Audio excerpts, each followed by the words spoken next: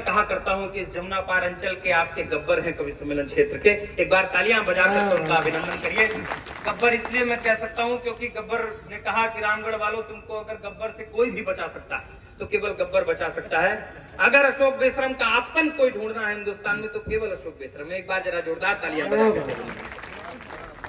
ये तमाम जो आपके नगीने हैं कोराओं के, यकीन मानिए बाहर के लोगों को बुलाने की आपको जरूरत नहीं। बबलू भाई, मुन्ना भाई, कामिल भाई, सुशील भाई और ये तमाम नए भाई हमारे, आपको कहीं बुलाने की जरूरत नहीं है। आप कविता के मामले में अपने आप में आत्मनिर्भर है। एक बार जरा जोरदार तालियां बजा करके अपने लिए ये बात बतानी इसलिए जरूरी थी रामेश्वर दादा, क्योंकि ये लोग बोले थे कि ऐसा बता देना नहीं तो लिफाफे से 2000 कट जाएगा। सच्चाई बात, कृपा यही अटकी थी हमको लगता है। हाँ, ये हमको बताया गया कि इधर राघवेंद्र जी बैठे हैं, लेखपाल हमारे चले गए कि बैठे हैं? राघवेंद्र जी बैठे हैं, कौन ही पता है। चले गए? नहीं आए थे 4-5 लेखपाल आए थे। बताएं कहीं 4-5 लेखपाल बैठे हैं। उनके बड़ी बात ये नहीं कि लेखपाल आए हैं, बड़ी बात ये नहीं कि लेखपाल बैठे, बड़ी बात ये है कि वो पेशे से लेखपाल हैं और कविता भ्रष्टाचार के खिलाफ सुनने आए हैं। ये बहुत अच्छे भाई, मजाक नहीं कर रहा हूं। स्वास्थ्य विभाग ने खसरे की बीमारी का इलाज ढूंढ लिया। वाह! स्वास्थ्य विभाग ने खसरे की बीमारी का इलाज ढूंढ लिया, लेकिन पटवारी और लेखपाल के बिगाड़े खसरे का इलाज आज तक नहीं मिल पाया। क्या बात! आनंद में रहिए, कोई दिक्कत नहीं। तमाम मैं मस्ती में रहिए, मैं घर में आनंद में रहता हूँ। मेरे घर में शशि भैया मेरा पूरा घर डॉक्टर है, मेरा पूरा घर डॉक्टर है। केवल एक मैं ही मरीज अपने घर में पैदा हुआ। मजाक नहीं भैया। एक दिन मैंने अपने पिताजी से पूछा, हम कहे आप इतने बड़े डॉक्टर हैं, आपकी गाड़ी में और क्लिनिक में हर जगह ये प्लस क्यों लिखा रहता है? बोले ठीक है तुमको बताए दे रहे, लेकिन किसी को बताना मत। हालांकि दादा जिस दिन से वो हमको बताए हैं उस दिन से हम सबको बताते घूम रहे हैं। बात मान जाती तो कभी क्यों बनती? हम कहे आपकी गाड़ी में और क्लिनिक में हर जगह ये प्लस क्यों लिखा रहता है? बोले देखो प्लस में 2 डंडी होती है, एक खड़ी डंडी एक लेटी डंडी। हम बोले इसका क्या मतलब? बोले मरीज हमारे अस्पताल में ऐसे खड़ा खड़ा आता है और यहाँ से लेट करके सीधे दूसरा काम हम कर देते। चला जाता। वाह! आनंद मेरे डॉक्टर साहब भी बैठे थे, अभी चले गए होंगे। बहुत अच्छे। नहीं, प्लस का एक और मतलब बता रहा हूँ, आप आनंद लेना। प्लस का एक और मतलब, मरीज चाहे जितने घाटे में रहे, डॉक्टर हमेशा प्लस में ही रहेगा। बढ़िया रिसर्च। आनंद में रहिए, बहुत अच्छे। आप कोई दिक्कत नहीं। भैया आपको प्रणाम करे थे हम, आप ऐसे जब करे तो हमको लगा कि हमारी कविता में आनंद आ रहा है। जब आप निकाल करके डाले नहीं मत कहीं होता है। नहीं, कुछ लोग मुंह में इतने में आनंद लेते हैं, मत थूकने मत चाहिए, कोई दिक्कत नहीं। इस पर तो मैंने शोध किया है रामेश्वर जी। अभी इंस्टाग्राम में 35-36 मिलियन वायरल है। दादा डंडा रख दे, काहे डंडा लेके खड़े हो गए? नहीं प्रणाम न करी, जब से डंडा देखे तो हमारी धड़कनें बढ़ी। हम इनके यहाँ प्रशांत के यहाँ कार्यक्रम देने गए थे तो एक दादा डंडा लेके बार टहले। हम क्या दादा मारेंगे क्या? कहीं नहीं बेटा, तुमको क्यों मारेंगे, तुम तो मेहमान हो। हम तो उसको ढूंढ रहे हैं जो तुम लोगों को बुलाया है। कोई ना, इस पर मैंने शोध किया। गुटखा खाने वाले लोगों को आप हल्के मत लीजिए, इनको मैंने मत थूक लेना। गुटखा खाने वाला आदमी, शोध देखिए आप तक पहुंचा होगा। गुटखा खाने वाला आदमी, विष्णु दादा आप विशेष सुनिए। गुटखा खाने वाला आदमी अगर अचानक से उठ के गुटखा थूकने जाए तो आप ये समझ जाइए कि उसके बाद वो बहुत बड़ी ज्ञान की बात बताने वाला है। बढ़िया। नहीं हल्के मत लीजिए आप। बढ़िया भाई। एक ऑब्जर्वेशन और बता रहा हूँ, आसपास आपके हैं चेक करिए। एक ऑब्जर्वेशन और बता रहा हूँ, गुटखा खाने वाले आदमी को पानी पीने के लिए अगर धोखे से भी आपने अपना बोतल पकड़ा दिया तो आधा बोतल पानी तो वो कुल्ला करने में बर्बाद कर देगा। हल्के मत लीजिए ऐसे प्रजातियों को। नहीं मजाक नहीं। बढ़िया। जैसे गूंगा गूंगे की बात इशारे में समझ लेता है, बहरा बहरे की बात इशारे में समझ लेता है, वैसे एक गुटखा खाने वाला आदमी दूसरे गुटखा खाने वाले की बात इशारे में समझ लेता है। तालियां जरा जोरदार पीछे तक आनंद के साथ। बहुत अच्छे। 4 पंक्तियां मैं और आनंद के साथ सुनाता हूँ। मैंने वृद्ध ब्याह पर पीएचडी की। जब मैंने कहा भैया इतना काहे खांस रहे हैं, अब तो दिल्ली से भी चली गई। 4 पंक्तियां और सुनिए। जब मैंने वृद्ध ब्याह पर शोध किया तो एक पता चला कि जब दूसरी पारी में विवाह होता है तो नई नई हीरोइनों के साथ क्यों होता है? शोध ठीक लगे तो फिर आनंद लीजिएगा मस्ती के साथ। कि पैसे वाले बूढ़े जब दूसरा विवाह करें, लगता है फिर से। चाय वाले भैया जल्दी कर लो यार, तुम नहीं जाओगे क्या? हालांकि तुम जाओगे वैसे भी नहीं। नहीं नहीं नहीं, आप गलत समझ रहे। अच्छा, और तमाम जा सकते थे, लेकिन यूपी में तो चाय वाला इतना जल्दी नहीं जाएगा। ये बात नहीं नहीं, चाय वाले को हम इसलिए भी कुछ नहीं कहते क्योंकि चाय वाले को जिसने जो कुछ कभी कहा था वो आज उसको कहने सुनने लायक नहीं छोड़ रहे। तो 4 पंक्तियां सुनी मस्ती के साथ। कि पैसे वाले बूढ़े जब दूसरा विवाह करे, लगता है फिर से बाहर नहीं आई है। दादा इतना झूम के मत सुनना, और इसको अमल बिल्कुल मत करिएगा, क्योंकि जिन लोगों ने अमल किया है ज्यादातर तिहाड़ में है। पैसे वाले बूढ़े जब दूसरा विवाह करे, लगता है फिर, ये साजिश थी कि हमको खड़ा करके ही मंच में चाय बुलाई जाएगी।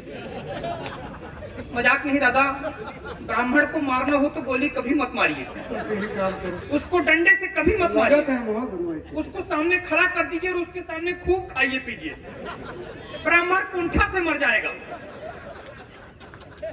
मजाक नहीं कर गणेश भैया, मजाक नहीं। अशोक दादा हमको निमंत्रण मिले गए थे, सच्ची बात बता रहे, चाय देख के याद आ गई। हमको निमंत्रण मिले गए थे तो खीर परोसने वाला जरा जल्दी में था, हमारी थाली में खीर डाले बिना आगे बढ़ गया। अब मैं इधर उधर देश में जाने वाला इतना बड़ा कवि कैसे निर्लजता से मांग लेता कि खीर डाल दीजिए हमारी थाली में? नहीं मांग पाया, लेकिन ब्राह्मण की आत्मा करा उठी। रामेश्वर दादा अंदर से गुस्से से आवाज आई, हम कहे भगवान करे अभी यहीं पे बिजली गिर जाए। बढ़िया। अशोक दादा नाराज हो गए, कहीं नमित अगर बिजली गिरेगी तो क्या तुम बच जाओगे? आनंद अगली बात पर आए तो फिर पीछे तक हाथ खोल। बढ़िया। कहीं नमित भाई अगर बिजली गिरेगी तो क्या तुम बच जाओगे? हम कहे दादा जब हम खीर से बच गए तो क्या बिजली से नहीं बच जाएंगे? वाह, यही बात कहनी थी होगी। आप भटका देते हो, मस्ती के साथ सुनो। दूसरी पारी में विवाह होता है तो किन भैया साइकिल मत ले आओ, अभी नहीं आएगी उत्तर प्रदेश में इतना जल्दी। कि पैसे वाले बूढ़े जब दूसरा विवाह करें, लगता है फिर से बाहर नहीं आई है। गोरी नई बीवी संग बूढ़ा देख लगा मानो एक्सपायरी डेट की दवाई वो पाई है। आपको भी जानकर होश उड़ जाएंगे जो सुंदरी ने बात मुझे राज की बताई है। राज की बात ठीक ठीक बता दूं तो फिर पीछे तक एक व्यक्ति हाथ खोलना। कि आपको भी जानकर होश उड़ जाएंगे जो सुंदरी ने बात मुझे राज की बताई है।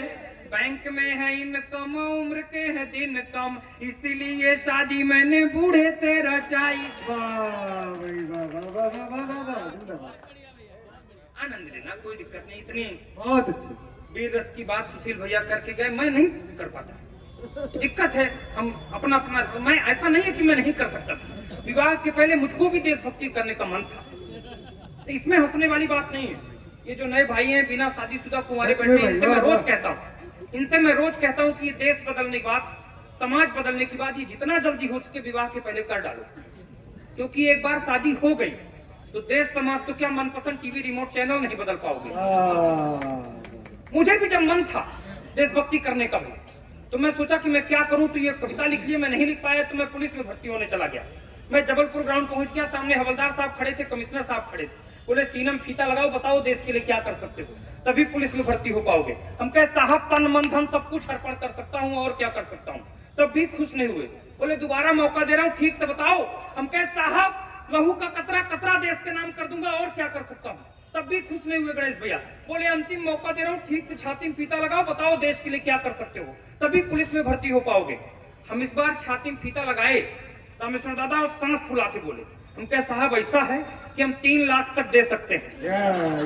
तालियां कमजोर हैं आपके पीछे से, यही कृपा आपकी थी। जिंदाबाद, बहुत अच्छे अमित। नेताओं पर कह रहे थे हम नेताओं पर कुछ नहीं कहेंगे, नेताओं पर क्या कहना, नेता नहीं कहना चाहिए, नेताओं पर कुछ नहीं कहना चाहिए। नहीं, राजनीति के लोग बैठे हैं, अभी हम कोई नहीं बात करेंगे ज्यादा। जिलाध्यक्ष जी भले चले गए, हमारे यहाँ अभी इनके यहाँ से चुनाव बिहार से निपट के आया। एक बार चुनाव से निपट के आइए तो ऐसा लगता है जैसे कुंभ नहा के आ गए, तरह तरह के प्रलोभन आते हैं। हमारे यहाँ पिछले चुनाव में एक नेताजी आए तो बोले बाहर से ही खड़े होके, बोले क्या समस्या है आपके यहाँ? हम कहे कोई समस्या नहीं साहब, हमारे यहाँ बीजेपी की सरकार है, कोई दिक्कत ही नहीं है, सड़क है, पानी है, बिजली है, सब है। केवल एक दिक्कत है, हमारे गांव में शमशान नहीं। क्या बात, जब क्या बात। कोई बुजुर्ग गुजरता है तो बड़ी दिक्कत होती है, शमशान नहीं। नेताजी और खतरनाक थे, बोले इस बार हम लोगों को वोट दीजिए, एक एक घर में शमशान बना देंगे। बहुत अच्छे, बहुत हल्के में अच्छे। लेते, मजाक लेते नेता। एक नेताजी और आए, परमेश्वर जी, एक नेताजी और आए, बोले इस बार हम लोगों को फिर से वोट दीजिए, विकास होगा। इस बार हम लोगों को फिर से वोट दीजिए, विकास होगा। तो अंदर से एक भाभी निकल आई, बोली नेताजी झूठ मत बोलिए, पिछले बार भी आप बोल गए थे कि विकास होगा, लेकिन विकास नहीं हुआ था, पिंकी हुई थी। दिक्कत। अच्छा, नेता तो नेता, मतदाता और खतरनाक है, वोटर से खतरनाक कोई नहीं होता, ये नेताजी लोग जानते हैं। हमारे यहाँ पिछले चुनाव में एक आदमी वोट डालने गया तो मशीन के सामने 3 मिनट तक सर ठोकता रहा, 3 मिनट तक खड़ा रहा। अधिकारी चिल्लाने लगा, बोला क्या सोच रहे हो 3 घंटे से तुम? आनंद लेना, मैं अपना स्थान लूंगा धीरे से। बोला क्या सोच रहे हो 3 घंटे से तुम? बोला नहीं सर, सोच नहीं रहा हूँ, दरअसल रात को जो 1 बोतल दे गया था उसका चुनाव चिन्ह याद नहीं आ रहा। क्या बात है भाई, जिंदाबाद। आनंद लीजिए। अंतिम छंद हास्य का काम है, व्यंग का। मैं वहां पहुंच करके वृद्धाश्रम की बात हुई, वृद्धाश्रम की बात हुई है। मेरी मातृ शक्तियां विराजमान है, समय की अपनी सीमा है। क्यों ऐसे दिन आ रहे हैं? मैं एक तर्क पढ़ता हूँ एक छंद में, निवेदन कर रहा हूँ, कुराऊं, अच्छी पंक्तियां भी सुनता है, मुझे पता है। किया ना खा ले छोड़ बेटा, बूढ़े माँ बाप को जो चलने लगा तो उससे दौड़ के रुकाए हैं।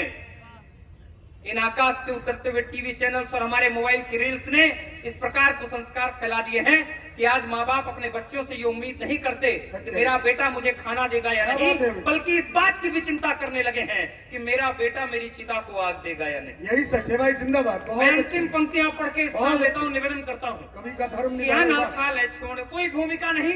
अंतिम छंद, क्यों ऐसी दिक्कत आ रही है? स्वागत। छोड़ बेटा, बूढ़े माँ बाप को जो चलने लगा तो उसे दौड़ के रुकाए हैं। माता बोली बीबी संग, खुश रहो बेटा मेरे, हमको भले ही आंसू खून के रुलाए हैं। और गलती नहीं है बेटा इसमें तुम्हारी कोई, जान लो ये प्रभु हमें दुख क्यों दिखाए हैं। आखिरी पंक्ति अंदर तक पहुंचे, मेरा तर्क ठीक लगे तो फिर विदा कर दीजिएगा, बहुत स्नेह मिला। गलती नहीं है बेटा इसमें तुम्हारी कोई, जान लो ये प्रभु हमें दुख क्यों दिखाए हैं। 4 बेटियों की भ्रूण हत्या करने के बाद हम तुम जैसे बेटे को क्या बात है, क्या बात। बहुत बहुत आभार। बहुत अच्छा, बहुत अच्छा।